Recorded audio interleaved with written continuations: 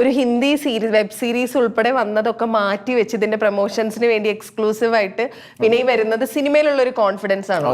ആ കോൺഫിഡൻസ് എന്താ? സിനിമ തന്നെ.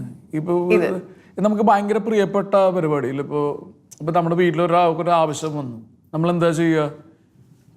നമ്മൾ അവരുടെ കൂടെ നിൽക്കും. ഞാൻ അതേപോലെയാണ് ഈ സിനിമയെ കാണുന്നത്. എല്ലാ സിനിമകളോടും ഉണ്ടാവണമെന്നില്ല. ഈ സംശയത്തിന് ഭയങ്കര സതുദ്ദേശമുണ്ട്. ഒരു സിനിമയുടെ അപ്പുറത്തേക്കുള്ള ഒരു ഫീലിംഗ് നമുക്ക് ഈ സിനിമയോടുണ്ട്.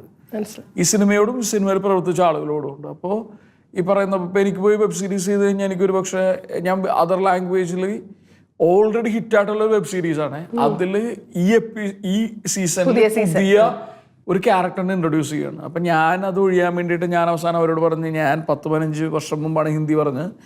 അപ്പോൾ ഞാൻ ഹിന്ദി എനിക്ക് അറിഞ്ഞുകൂടെ, ഇനി വലിയ ലൈൻസൊക്കെ ആണെങ്കിൽ പഠിച്ച് പറയാനൊക്കെ ബുദ്ധിമുട്ടാണ്. അപ്പോൾ അവർ പറഞ്ഞു കുഴപ്പമില്ല സർ, ക്യാരക്ടറിനെ മലയാളിയാക്കാന്ന് പറഞ്ഞു. ആ ഒരു തരത്തിൽ നമ്മളുടെ കൂടെ നിന്ന ആളുകളാണ്. പക്ഷെ ഞാൻ വിചാരിച്ചെന്താണെന്ന് പറഞ്ഞു കഴിഞ്ഞാൽ, നമ്മൾ ഇപ്പോൾ സംശയം ഷൂട്ട് ചെയ്യപ്പെട്ട 1 വർഷം മുമ്പാണ്. ഇതിൽ പ്രവർത്തിച്ച റൈറ്ററിനെയും ഡയറക്ടറിനെയും പ്രൊഡ്യൂസറിനെയൊക്കെ 1 വർഷമാണ് സിനിമ.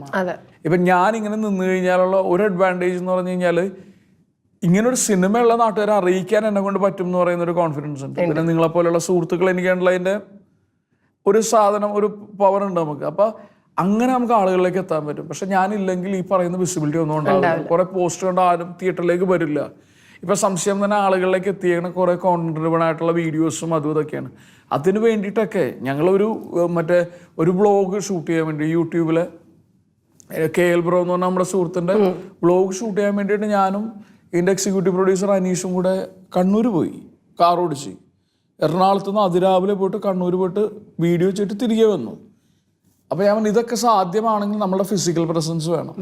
അപ്പം എനിക്ക് സിനിമയിലുള്ളൊരു വിശ്വാസമാണ്, ഇത്തരം സിനിമകൾ ഇനിയും നിർമ്മിക്കപ്പെടണം, ഇതിൽ പ്രവർത്തിച്ച ആളുകൾക്ക് ഇനിയും സിനിമ കിട്ടണം, പ്രൊഡ്യൂസറിന് പൈസ കിട്ടണം.